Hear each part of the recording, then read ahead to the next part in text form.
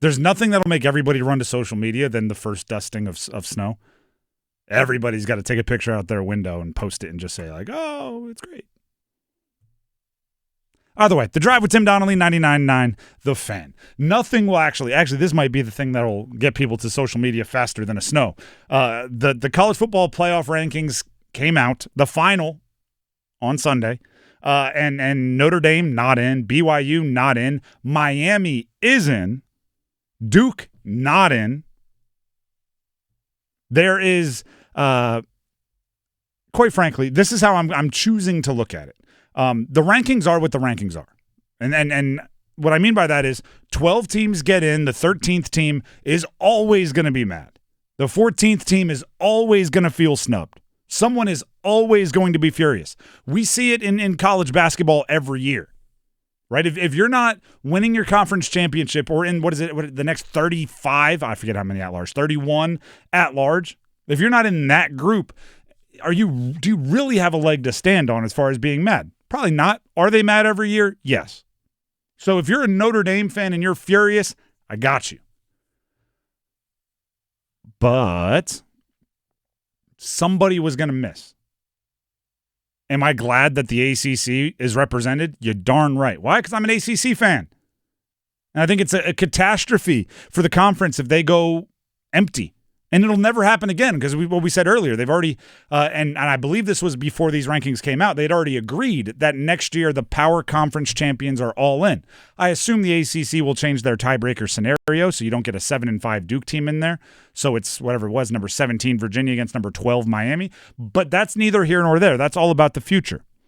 The issue that makes it one of the worst run sports entities, the CFP Rankings Committee, is the explanations. It's the lack of precedent. It's the lack of transparency. I have no problem with Miami being over Notre Dame.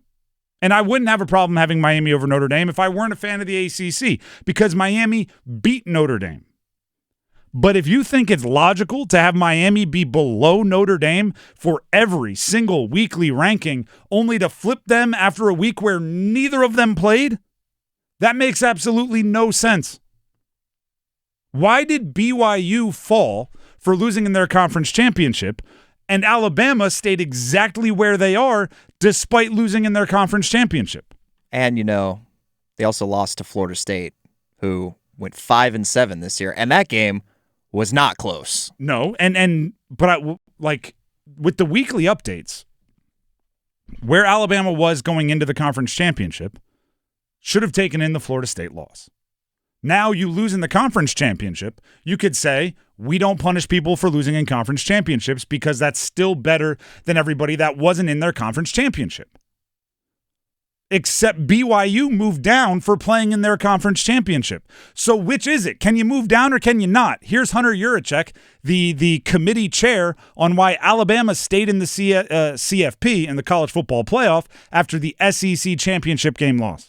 We evaluated all of those conference championship games and felt like in the end, regardless of Alabama's performance yesterday, their body of work in those first 12 games where they had probably the best win, arguably this season, winning at number 3 Georgia, having a win against Vanderbilt, wins against Tennessee as well. Their strength of schedule was the highest in the top 11, and we felt like in spite of their performance yesterday in the conference championship, they deserve to stay in that 9 spot. It's just a lack of consistency. It's just a lack of applying logic to one team and applying the same logic to the other team. Even you could go year over year. Remember, and we did weeks on it, when Florida State was kept out of the 14 playoff, even though they were undefeated, and the justification was, well, they lost their quarterback, and that's impactful, so they're not as good as they were when they won most of those games. Why wasn't Ole Miss crushed for losing their play caller? Go look at Ole Miss pre-Lane Kiffin and post-Lane Kiffin. Different team all entirely. It is a lack of consistency. And all I ask for in sports is consistency. I don't care if you do it by committee, but the committee has to be so utterly transparent on. We were tied here. We were handcuffed. Right? We could not knock down BYU without also knocking down Alabama, because that is consistent across different conferences. And both of them played a similar level Yes. in terms of like their performance in the championship game. Both were not even close. Yep. Both got smoked. I mean, and then when you factor in like Bama's got 3 losses and BYU has 2, and yeah, they're to the same team. And look, if you don't want BYU to stay in because of how they've played, like you can't keep Alabama in. You can't at least not even drop them a spot. Like, how did they not move at all? I didn't think they were going to score on Saturday. But see, here's the crazy thing. They couldn't drop Alabama down, because then that would likely move Notre Dame up, which wouldn't make any sense, because then they wanted to put Miami over Notre Dame. Well, they could have put Miami and Notre Dame in. Because the way that their previous rankings had gone. It's right? The issue, I guess, at hand now is the weekly rankings, because then once the resumes become complete, it kind of contradicts what they've been saying. Is that the main issue here, or I'm against everybody saying that you should get away with weekly rankings, because then Notre Dame wouldn't know that they were jumped. No, you keep the weekly rankings because you need transparency. I want them to live stream the committee meetings. I want them to air the conversations. The thing is, with transparency, you also have to be good at your job. If you put out bad rankings last week, then your final rankings will seem helter-skelter. They'll seem thrown together. If you put out good rankings last week and use the same logic you used to build the rankings last week this week, use the same points of emphasis, the same statistics, the same metrics, whatever you want to call it, then this one would be easy. You'd be able to say, no, Notre Dame can't be above Miami because all of these reasons we had last week haven't changed. When in actuality, if they were going to take head-to-head as that important, 3, 4, 5 weeks ago, Miami should have been over Notre Dame. Then Notre Dame's not jumped.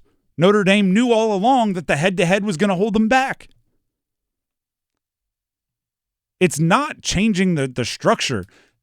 Unless you're going to go to if you're going to go back to BCS, or you're going to find an equation that truly takes it all out of human hands, that's one thing. But if you're going to have a committee, it's not about changing the committee. It's about making the committee good at their job. It's about making them have common sense. It's about making them, if they want to, and this is not an exaggeration, the committee and all of the committee members should be at a press conference like at the end of the Ryder Cup, right, where they have the 2 tables, like stadium seating, and everyone's there. And every team should be allowed to send a coach, an athletic director, somebody to question the heck out of them. It should be that serious. This is $1 billion industry. If you make the CFP, you get $4 million per team, plus more for each win. This is not small business.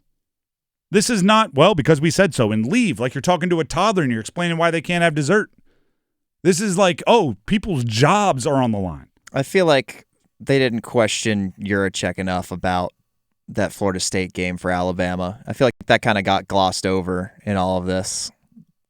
I don't know. Nobody even, I watched, and keep in mind, like everybody else, I'm known to look down at my phone or walk in the other room and get a drink or whatever when I'm watching. I didn't hear him mention that Alabama lost to Florida State. I watched the whole run-up show. I watched it all. I didn't even hear Florida State mentioned. Convenient. Of course. ESPN would not mention that Alabama lost to Florida State this year. But the thing is, if you're really gosh darn good, you don't shy away from that. You explain why that didn't overcome this other thing. And then it's not, because right now everybody, Notre Dame, everybody from the Big 12, they're screaming about how ESPN and the College Football Committee and the College Football Playoff, which are all in a business partnership, and ESPN is also in a business partnership with the ACC and the SEC. It's all corrupt and it's a conspiracy theory. If you had good answers, none of that doesn't have a leg to stand on. If you have good answers, it's very simple. Oh, no, it has nothing to do with our relationship with the ACC. The reason why this happened is this. And last week and last year, these are other examples of that metric being the most important thing. Or the second most, or being the deciding factor, however you want to word it. It's Their answers it's just created more questions. Like when every week when they're asked about Notre Dame, Miami, and they're like, "Well, we don't have them in the same competitive pool." Yeah, they're not. Well, so now that BYU lost, now they're in the same competitive pool because you can't look at them right next to each other and justify putting Notre Dame ahead of them because they played each other and Miami won. So it kind of makes you wonder, like, well, why was the ranking that way for so long? Recency bias. I mean, that's a lot of what has to do. I mean, I think that's a lot of... It opens you up to, the ACC was going to get shut out and you couldn't let that happen, so you had to come up with a reason to move up Miami. And I don't necessarily think that has to be the only way what they did makes sense. But if you don't give a good answer, that's going to be what everybody thinks you did. You think if Alabama lost to Florida State in November instead of August, that they would still be in? No, absolutely not. But they'll openly say like how you finish the season and matters. You do have to give credit for team getting better, but I mean, it also has to matter though. And I don't even say this for Notre Dame. Like Notre Dame started 0-2. You start 0-2, the chips are stacked against you, right? The cards are stacked against you. They made a valiant comeback attempt, finishing on a tear. It wasn't enough.